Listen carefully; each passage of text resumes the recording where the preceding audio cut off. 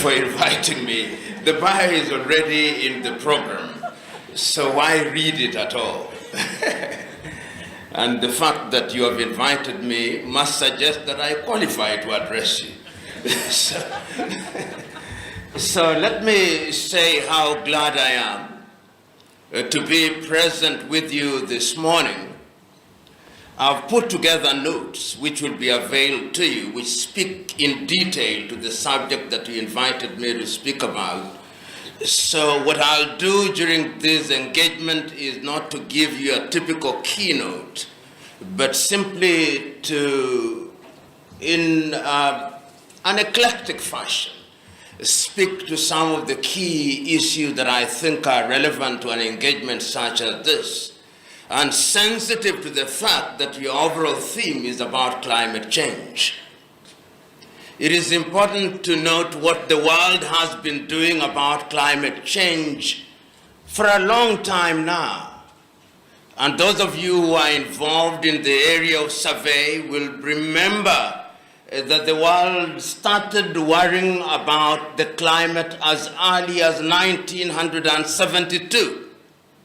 And you will only have to read the agreement on the environment in Stockholm in 1972. After Stockholm, there have been a series of iconic meetings which have also spoken to the question of climate.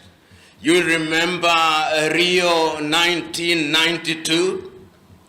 You will remember Kyoto in 1997, which of course came into force in the year 2005.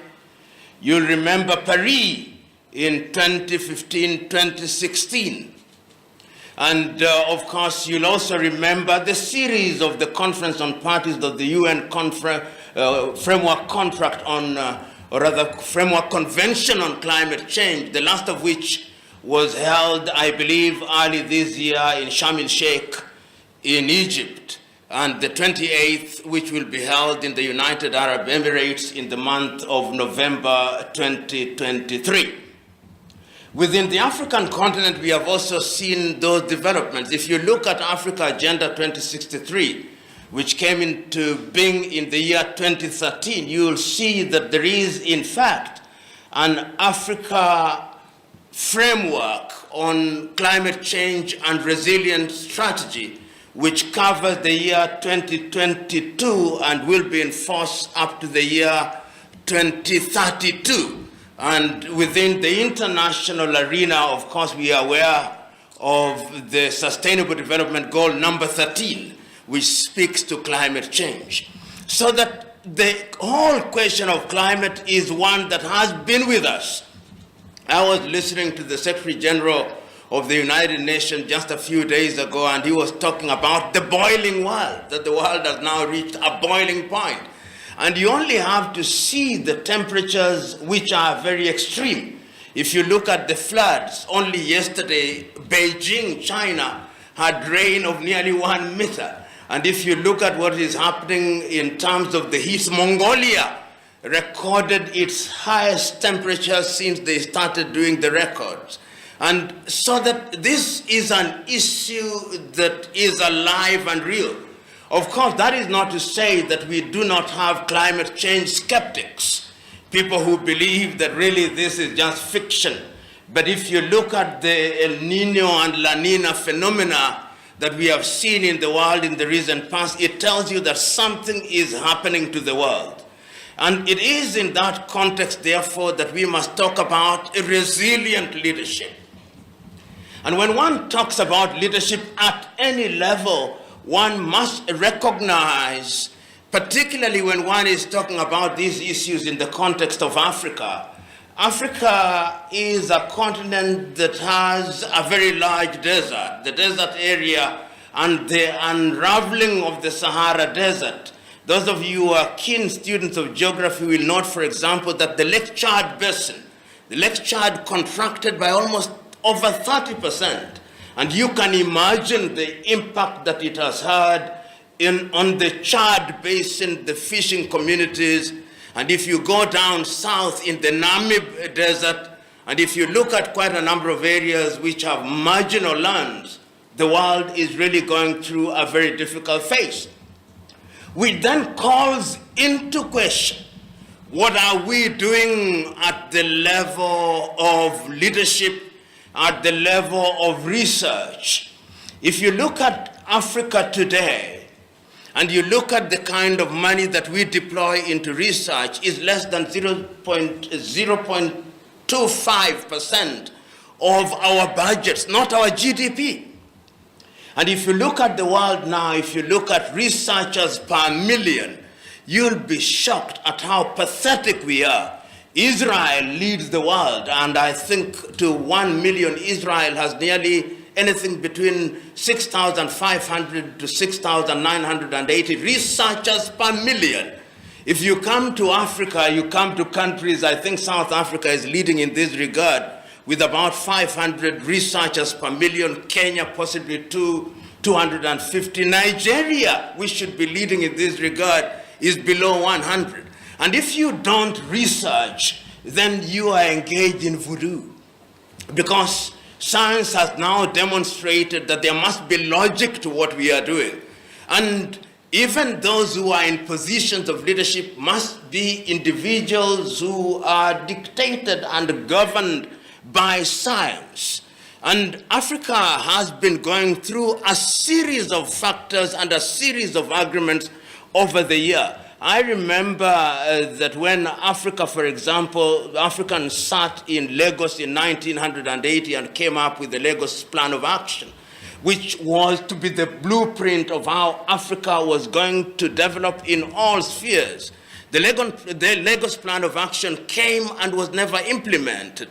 And if you look at many of the promises that we have made to ourselves, the question that then arises is, why have we not fulfilled those promises that we have made to ourselves? And I'll just run through quite a number of them in order to situate them in the context of what leadership is all about. If you look at the freeing of the spaces, or the airspace, for example, as early as 1988 in Yamoussoukro, La Côte d'Ivoire, Africa said we were going to free the airspace to reduce the cost of airfare within the continent of Africa. We have not fulfilled it. In Kenya, only yesterday, I think we have now allowed Ethiopian Airline and Air Dubai to fly directly into Mombasa, their second aircrafts. But Kenya Airways, of course, objects because it is competition. And I'm saying, why don't we achieve this? Because there is no shortage of declaration that we have made. If we had implemented Yamoussoukro, you can imagine what would be happening in terms of trade. And I'm saying that is the quality of leadership that follows these things through that is lacking.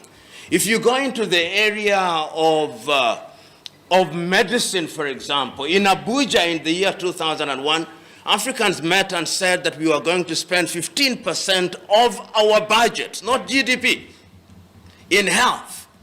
None of the countries reached. I think it is only Mauritius and Rwanda that nearly succeeded in doing so. And you can see the health burden and the diseases, some of the diseases that we thought we had conquered are now coming back. And if you go into the area of agriculture, we have not dealt with agriculture. I think that is the Malabo Convention on Agriculture. You go on the question of involvement of women into the affairs of the government, the Maputo Declaration. You go into the much more recent Malabo Declaration on Unconstitutional Changes of Government 2022, and you can see how governments are changing unconstitutionally in the western part of Africa. Why do I say this? I say this because we are talking about resilient leadership.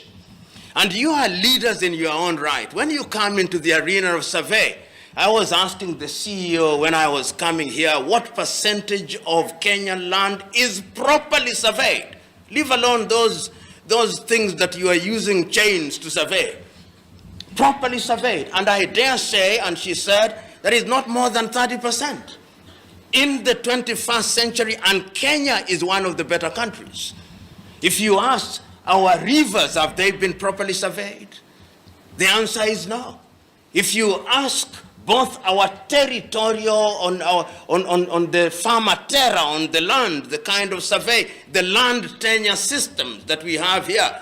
And we have some of the most convoluted tenure systems in this continent. If you go to Western Africa, you'll find Western and Central Africa, you have ancestral land. If you go to Uganda, they still are grappling with Mairo land. And the tenure systems in the Baganda Kingdom, in the Bunyoro Kitara Kingdom, in the Toroem, is totally different from the tenure system that you'll find in Jinja, for example, or Kampala, for example. And when you are getting into survey, there are cultural issues that stand in your way.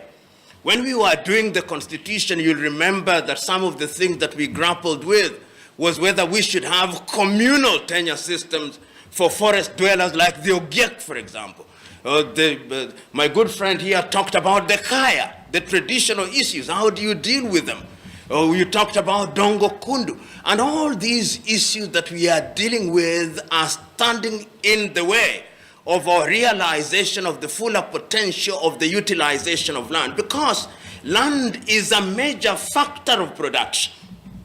And if that major factor of production is not dealt with in a manner that is modern or accommodative of the modern realities, then the development that we talk about is hampered in many ways.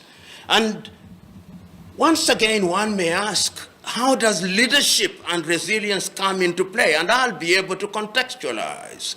You are surveyors, you are land valuers, and you have all the professions that are present here under your umbrella body.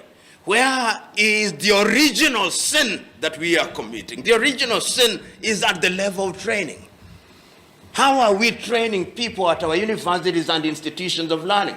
If you go to many African universities, if you go to the universities in this country that train people in the survey department, the equipment is as old as when I was at the university, which is over 30 years ago.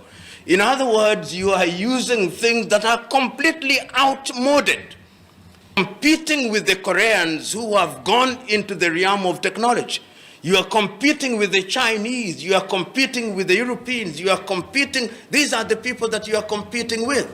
If you look at current developments, for example, in an area that is germane or relevant to your own profession, look at the infrastructure that is being undertaken by the Chinese across the continent of Africa. How are you involved? When they were doing the expressway in Nairobi, how many of you were involved? Was your association involved? Were Kenyan engineers involved? Were Kenyan valuers involved? No. You are busy dealing with petty stuff, eating the crumbs while the dinner is on the table. This is the situation in which you find yourselves. And that is not only true of Kenya, it is true in all countries. I'm told they are my friends here from Nigeria. If you go to the development that are taking place in Abuja, who is doing the work? If you go to the beautiful roads that are found in Akwa Ibom, in Uyo, in Akwa Ibom, who is doing the roads? If you go to the road that are being done in Lagos, if you go to the railway that is being done in between Addis and Djibouti, if you go to the road that is being done between Hargeisa and Barbara, who is doing them? If you go to the developments taking place in Juba or the development taking place in Kinshasa or in Botswana, who is doing them? It is not you African professionals. What you African professionals and we African professionals are doing, we are engaged in little surveys in rural Kenya or rural Africa, planting beacons. This is what we are doing. In other words, we are not playing in the big league. And if we are not playing in the big league, what it means is that we are not controlling our development. Today, if I ask you surveyors, particularly this institution, who should know the location of the fiber optic that runs subterraneanly in the Indian Ocean, you do not know. You have no idea. If I were to ask those who are here in Mombasa, where the cables in respect of all these things are running, you do not know. In other words, we are not in control. And if you are not in control, you cannot determine the agenda. Today, and my good friend, the lecturer there, will be talking about artificial intelligence. We are now in the realm, she'll tell you, we are now in the realm of the fourth industrial revolution, segueing into the fifth industrial revolution. Those of you who are training now as surveyors and land valuers, we are going to have equipment which will take care of the work that 100 of you are doing. In other words, in the next 10 years, you'll be irrelevant. You'll be dinosaurs. Your training will have no meaning. And the question is, how do you make sure that you remain relevant? Because we are going to bring in equipment here which we do not make. You know, sometimes when I hear computer scientists in Africa saying, I'm a computer guru, I say, which guru? Which guru are you? Because whose computer are you using?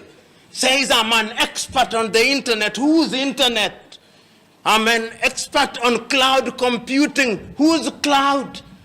You are not in control. You can be switched off like this. Until the day that we are in charge, somebody says, I have a Twitter account, I have a WhatsApp account, which is encrypted from end to... Who has encrypted it? That you have so much faith in it. I'm on Instagram. I'm on YouTube. Uber, being controlled from San Francisco in the United States of America. Bolt, being controlled from Estonia. Leadership is about agility. In my younger life until now, I'm a martial artist.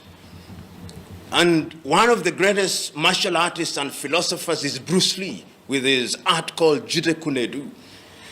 And he says that a leader must be agile like a martial artist. Agile like water. If it is in a glass, it takes the shape of the glass. If it is in a bottle, it takes the shape of a bottle, but it doesn't change. It can be solid, it can be gas, it can be liquid, but it's still water. Leadership.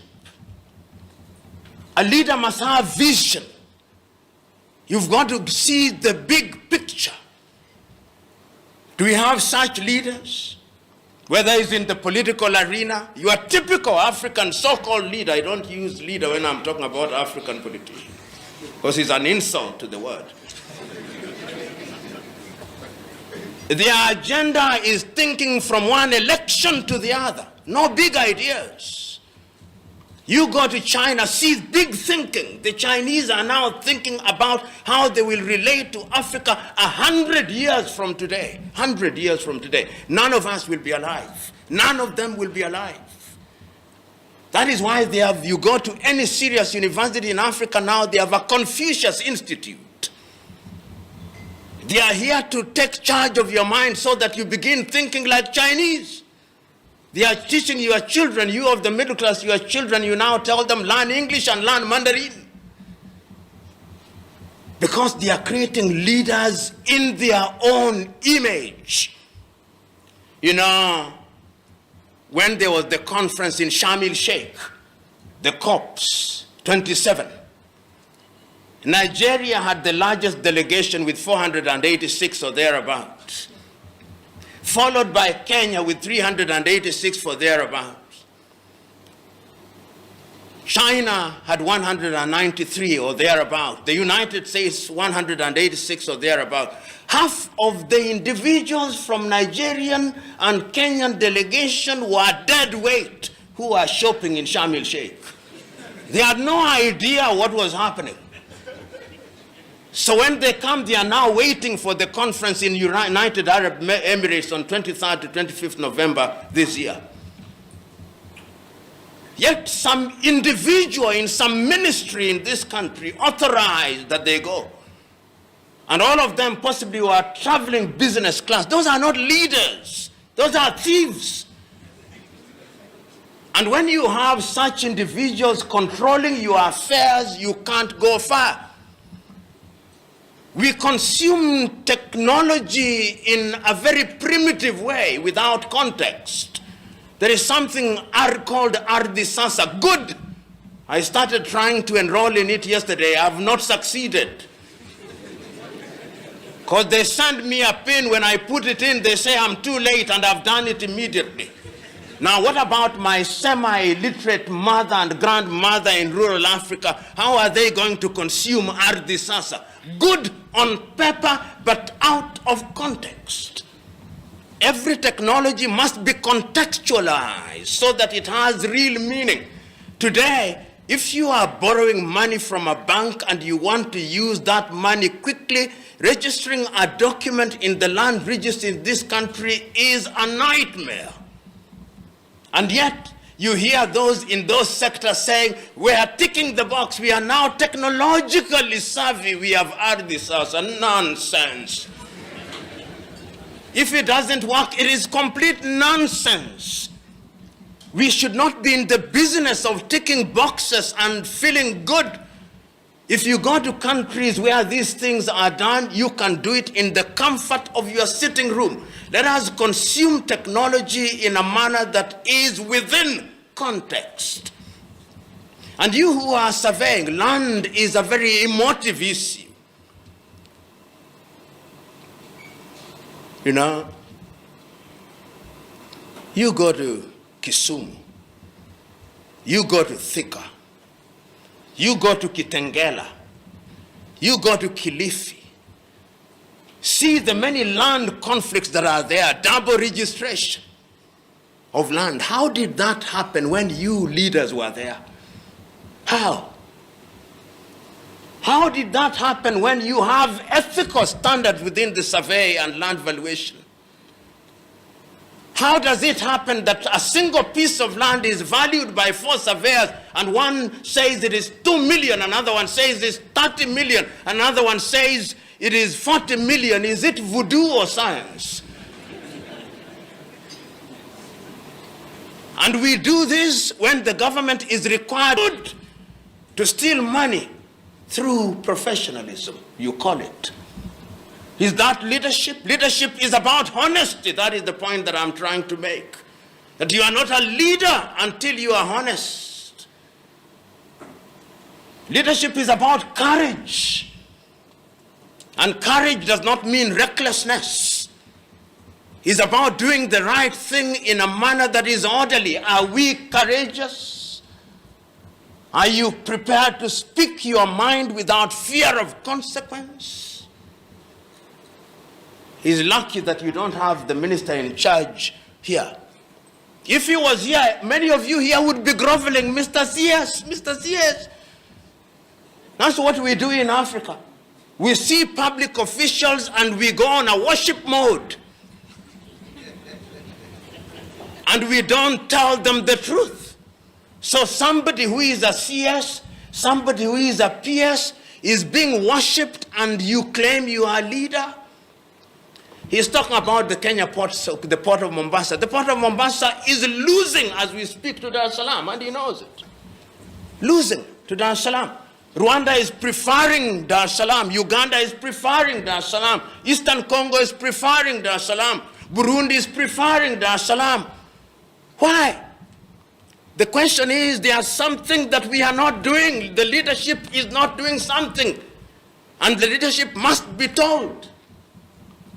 And why should we be worried as Kenyans? Because if the port of Mombasa loses out to Dar es Salaam, it means that jobs will be lost here. It means that the cost of goods will be lost here. Right now, you know that the port of Berbera in Somaliland is being done.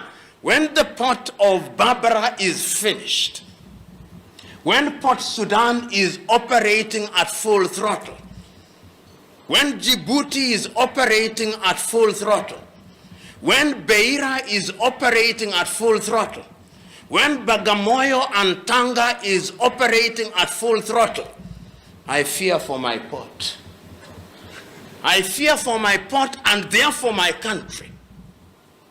So one of the things that leadership in East Africa should be thinking about, and I know they are, because I've looked at their plan, is an integrated African approach, East African approach, so that there is no negative competition between Mombasa and Bagamoyo or any other port, or the inland port that we are now doing in Kisumu, in Kindu Bay, in Fort Portal, in Mwanza, and all those. And all this is about leadership. Leadership is about foresight and intergenerational. When you are a leader, you don't think about today. The things that you are doing today, the fruits will be born long after you are gone. That is why it's always said that you are never successful until your successor succeeds. This is it. Leadership is about empathy, about building a team. I was telling some young men that one of the things that amazes me and annoys me at once is when African countries go for team sports. Right now, there is the women's football in New Zealand and Australia. And when African countries score a goal and lose, the newspapers in Africa report that African team has done very well. They scored a goal. But I thought people went there to win. When an African team reaches the quarterfinals of the World Cup, we say, oh great, for the first time an African team has reached the quarterfinal. You would think that the African teams were human beings playing with angels. What point am I trying to make? A good leader creates a team, a champion team. And a champion team will always beat a team of champions. A team of champions is a group of individuals who all have talent but are each playing for their personal glory. That is why in Africa you see Africans only do well in individual sports, not in team sports. Kukimbia tu hivi, wanashinda hivi. Kwa kuwa one man's glory, anakimbia kabisa, tunavunja marekodi kabisa. Lakini kuja kwa kandanda, basi. Kuja kwa kandanda, hatuko. Kuja kwa netball, hatuko. Kuja kwa mpira wa kikapu, hatuko. Team sport, hatuko. Why? Because we are not a champion team. A good leader must build a team where there is delegation without abdication. A good leader delegates but does not abdicate and says the buck stops with me. A good leader encourages those who are serving under him or her, does not feel threatened. A good leader has high self-esteem. Unaona mtu hivi? No self-esteem. When a worker is doing a good job, anakasirika. Anataka sifa hivi. Anataka asifiwe. Anataka wamwabudu. Hiyo si kiongozi. Hiyo ni mhuni tu. So, when we are in a forum such as this, and as I worry about this continent, Chinua Achebe, writing in his book, The Trouble with Nigeria in 1983, says something that applies across Africa. He says of Nigeria, and I dare say of Africa, the problem is simply and squarely one of leadership at all levels. At all levels.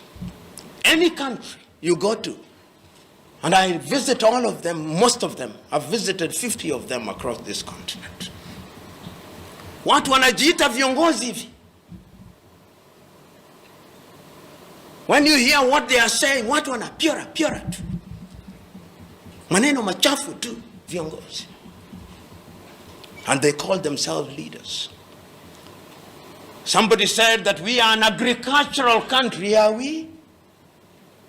When in my rural home we are eating fish from China next to the lake, are we? When we are importing chicken feed from Brazil, are we? When the potatoes we are using at Kenchik, which is an American company we import from Egypt, are we agricultural? Are we? When we have no maize, we are importing maize from Brazil and the United States of America of the last 7 harvests, which is meant for cows. Are we agricultural? When we are still depending on rain-fed agriculture and we are waiting for little Israel to come and teach us how to irrigate, are we an agricultural country? Complete since 1963 with a Ministry of Agriculture? Leadership. Do we have leadership in health? When our leaders are sick, they are going to South Africa or Dubai or India. And we have been producing doctors since 1970. Are we? What is the problem?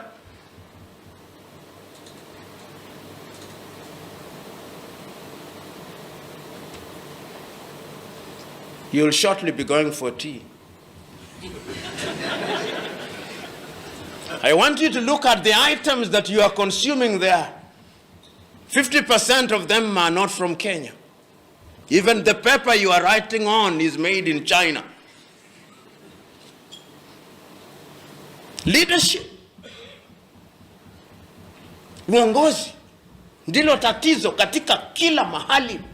Kama una uongozi basi hakuna popote unapoenda. Ndio tatizo kubwa la Afrika. Na sisi ambao tunajiita wataalam. Sisi si wataalam. Sisi ni wataalam uchwara tu. Sisi ni wataalam uchwara tu. If you look at our curriculum that we are using to teach, whether it's in law, whether it's in engineering, whether it's in survey, as I said a little earlier, students in Korea would go to a museum to look at those things.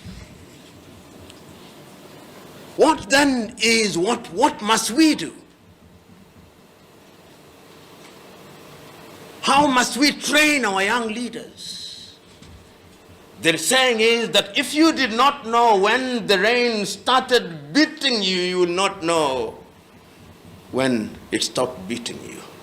We know where it started beating us. As professionals, as a university student, I remember in those younger days in 1981, the class that was admitted to join the School of Engineering, and they were surveyors, there were only 23 of them. And most of them were actually sponsored by companies. The linkage between industry and the university was intimate. Today, there is no intimacy between industry and universities. Students of electrical engineering were sponsored by Kenya Power and Lighting. I remember the apprentice system, whether in law or in agriculture. I'm being told now, no students want to be enrolled in agriculture. Sometimes you have an agriculture graduate who, if you brought a goat and a sheep, he would not know the difference between them because he has never gone to the farm. So where do we start? We start with the policy level, policy at the education level, because policy formulation is what gives birth to law. And when you have law, implementation. There is something that President Paul Kagame does in Rwanda, which I love. Every other time he brings all his senior officers and he tells them, tell us what you are going to do. And after a while, he brings them back, tell us what you did, publicly. And if you doubt me, you go to Kigali, Rwanda, see. I went in Kigali before the genocide and after the genocide. You see what has happened. Leadership that is focused, that makes demand. Leadership by example. We talked about time here through the chair as I conclude. I've had opportunity to serve in 3 major public institutions. And I don't tell people to come to work at 8. No, I'm in the office at 6. When you are in the office at 6 and the official reporting time is 8, people will come at 7. Because they say, sasa amekuja mkubwa, ashakuja asubuhi saa 12, sasa mimi nimechelewa hivi. You are telling people to come at 8 and you are coming at 10. And then you leave after 2 hours. Then you tell them to come. Leadership must be by example. By example. I love what the President of the Republic of Kenya did and said yesterday. He said, wewe ni mtu wa aina gani huyu? Umeandikwa na fedha za umma, waziri, mkuu wa idara, umekuja, umechelewa. Umechelewa ukifanya nini wewe? The only thing that the president didn't do, which I wish he did, was to sack the individuals immediately. Waende nyumbani huko wakakae wakachelewe huko. Perhaps it's good to forgive them on day one. But you can see that is how you inject discipline into the arena. And the beauty is that I'm talking to you who are leaders in your own right. And each one of you has your own style. But the style of personal example, nothing is greater than that. A leader must be respectful. And I conclude with that. Lazima uheshimu watu. Lazima uheshimu watu ambao unawaandika.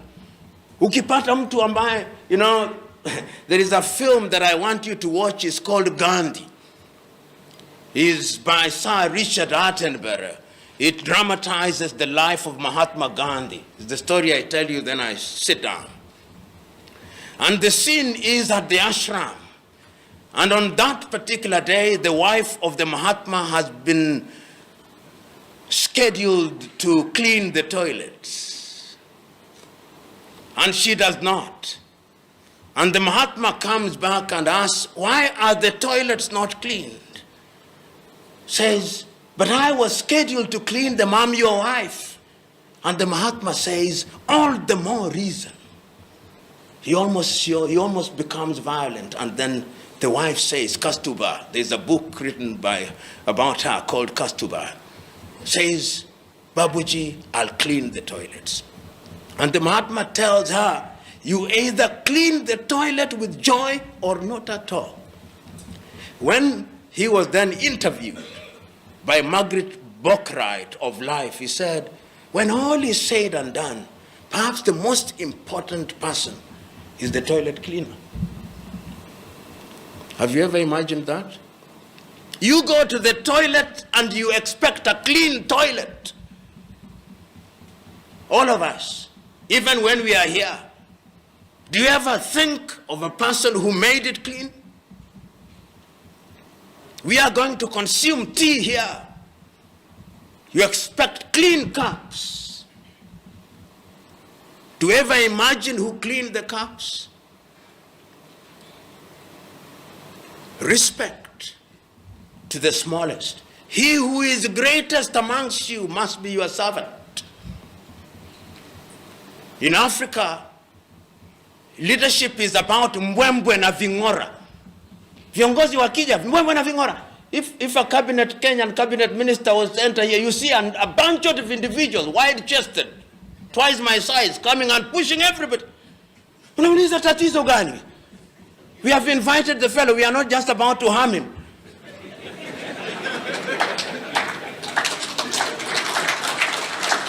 But why do we do that? Because we have confused leadership. Mbwembwe, hizo na vingora, hivyo is part of the package. They think you are important when uko na mbwembwe na vingora.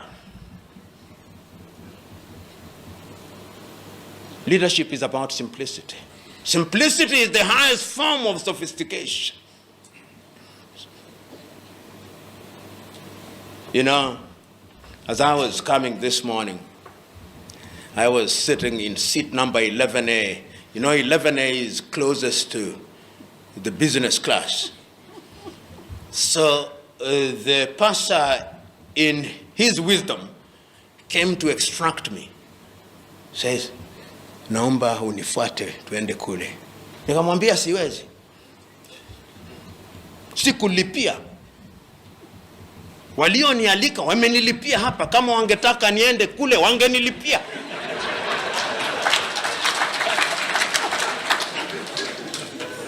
Sasa tofauti ya kwamba watanipa taulo moto huko na kikombe wakinipa chai, huko anatupa vijikaratasi tu kama vitu vya vitoto huko kwa economy. And what was the point? I was telling that gentleman that I only want what I deserve. No favors. A leader must be modest. You know, it pains me when I see government officials between Nairobi and Mombasa or Kisumu, all of them in that business, the only difference in that is a curtain. Na unapewa juice kwa glass, ndiyo tofauti. But it is twice the cost to the taxpayer. So, my fellow brethren, it all falls or fails on leadership. This continent must be great, and it can be great. When you look at my paper, at the very top of it, there is a statement that I've extracted from Kwame Nkrumah. This statement he made in 1957, that Africa needs a new man and a new woman who has eschewed greed and whose only desire is to serve. And Nyerere perhaps put it better in Kiswahili: siri ya maendeleo ni watu, ardhi na siasa safi na vijana wenye malezi bora, siha njema na bongo kali. That is what we need. And I am now asking you, let this not be another jamboree. Because this country, this continent, in the next 40 years, all of you will be dead. Msikusahau hiyo. Nyote, hata kama mtakuwa bado hai, mtakuwa sasa wakongwe tu. Not useful to yourself or society. That is the reality. So when you are doing the right thing, think about your children and children's children.